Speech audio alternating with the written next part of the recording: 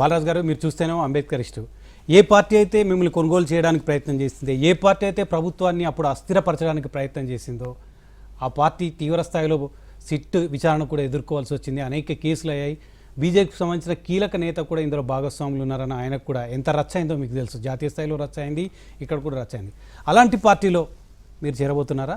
ఒకవైపు రిజర్వేషన్లు రద్దు చేస్తుందని రకరకాల ప్రచారం జరుగుతున్న నేపథ్యంలో మీరు బీజేపీ పార్టీలో చేరాలని ఎందుకనుకో ఒక్కసారిగా జాతీయ భావం ఎందుకు గుర్తొచ్చింది బాలరాజు? ఏ పార్టీ నన్ను కొనుగోలు చేసే ప్రయత్నం చేయలేదు. ఏ దేశంలోనో పుట్టి ఇక్కడికి రాలేదు. నేను పుట్టింది భారతదేశంలో. ఈ రోజు రాలేదు నాకు జాతీయ భావం. నేను ఒకవేళ నా నేపథ్యమే కనుక ముందు నుంచి చూసి ఉంటే నేను డిగ్రీ చదివే రోజుల్లో ఎన్సీసీలో ఉన్నాను. నేను ఏబీపీలో అయితే లేరు కదా? ఏబీపీలో లేను, మరి ఏ విద్యార్థి సంఘంలో కూడా లేను. ఏ పార్టీ నన్ను కొనుగోలు చేసే ప్రయత్నం చేయలేదు.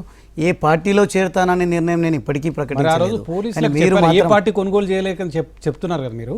ఆ రోజు నన్ను ఏ పార్టీ కొనుగోలు చేసే ప్రయత్నం. ఎస్ బాలరాజు గారు, ఆ రోజు ఫామ్ హౌస్ కేసు అయినప్పుడు మీరు పోలీసుల దగ్గరకు వచ్చి ప్రభుత్వ వాదన వినిపించారు కానీ మీ వ్యక్తిగత వాదన వినిపించలేదా? నేను ఏ వాదన వినిపించలేదు. మీడియా వాళ్ళు కూడా నా ముందుకు వచ్చేటువంటి ప్రయత్నం చేస్తే అన్ని విషయాలు మీకు త్వరలోనే తెలుస్తాయనే మాట చెప్పి ఇప్పటికైనా తెలిసిందా? రావడం త్వరలోనే అన్నారు కదా. ఇప్పుడు మీ ప్రభుత్వం పోయింది, కొత్త ప్రభుత్వం వచ్చింది, అది కూడా దాదాపు 2 సంవత్సరాలు కావస్తుంది. ఇప్పటికైనా చెప్తారా ఏం జరిగింది అనేది స్పష్టంగా? అసలు మొత్తం ఫామ్ హౌస్కు సంబంధించిన ఎపిసోడ్కి సంబంధించి మీకున్న అవగాహన ప్రకారం మీరేం సాదాసీదా నేత కాదు. 2 సార్లు ఎమ్మెల్యే అయ్యారు, చట్టసభలో 2 సార్లు ప్రాతినిధ్యం వహించే అవకాశం వచ్చింది, ఎంపీగా కాంటెస్ట్ చేశారు, అపారమైన అనుభవం ఉంది. ఏం అనిపిస్తుంది మీకు? ఆ డిజైన్ ఎవరు చేశారు? పాత్రదారులు, సూత్రధారులు ఎవరైనా ఏమన్నా తెలిసిందా ఇప్పటికైనా మీకు? నాకు అర్థమైనంత మేరకు అయితే మాత్రం ఎవరో కొనుగోలు చేయడానికి సిద్ధంగా ఉన్నారు, ఎవరో అమ్ముడు పోవడానికి సిద్ధంగా ఉన్నారు. కానీ నేను మాత్రం ఆ సందర్భంలో కూడా నాకు అవకాశం ఏమొచ్చిందంటే నిఖార్సైనటువంటి నిబద్ధత కలిగినటువంటి కార్యకర్త అని తేల్చుకోవడానికి, మరొకసారి ప్రూవ్ చేసుకోవడానికి అవకాశం వచ్చింది. ప్రూవ్ చేసుకున్నాను. నేను ఇప్పటి వరకు కూడా నేను పార్టీకి నేను ఎంత లాయల్. మీరేమో నిఖార్సైన నేతగా ప్రూవ్ చేసుకోవడానికి అవకాశం వచ్చిందని చెప్తున్నారు, కానీ ఆ రోజు ఆల్రెడీ మీరు అమ్ముడు పోవడానికి సిద్ధపడ్డారు.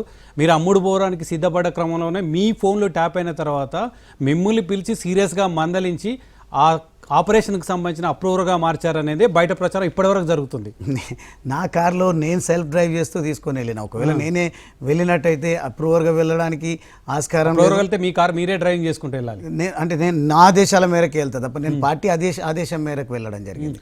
పార్టీ అప్రూవర్గా మారమని పంపిస్తుంది. అంటే మీరు సీక్రెట్గా చేయాలనుకున్న ఆపరేషన్కి సంబంధించిన పార్టీ దగ్గరికి సమాచారం వచ్చింది. ఆ సమాచారాన్ని అందుకొని మిమ్మల్ని బెదిరించిన తర్వాతనే ఆ farm house, Aziz Nagar farm house operation జరిగింది అనేది ప్రచారం. అది మీకు అవగాహన ఉందా అట్లా జరిగిందని? అట్లా జరిగింది, అందుకే నష్టపోయినాం కూడా. కానీ వ్యక్తిగత ప్రతిష్ట దెబ్బతిన్నదా బాలరాజు గారికి? ఏమైనా వ్యక్తిగత ప్రతిష్ట ఆ సమయం వరకు కొంచెం అనిపించింది. దాని తర్వాత రాజకీయంగా కూడా ఓటమి పాలు కావడానికి అది కూడా ఒక ప్రధానమైన కారణమైంది. కానీ నా ఆత్మసాక్షిగా చెప్తా ఉన్నా, నేను నమ్మేటువంటి దైవ సాక్షిగా చెప్తా ఉన్నా, నేను ఎవరికి అమ్ముడు పోలేదు. నన్ను కొనుగోలు చేయడానికి ఎవరు నాకు ఫోన్ చేయలేదు.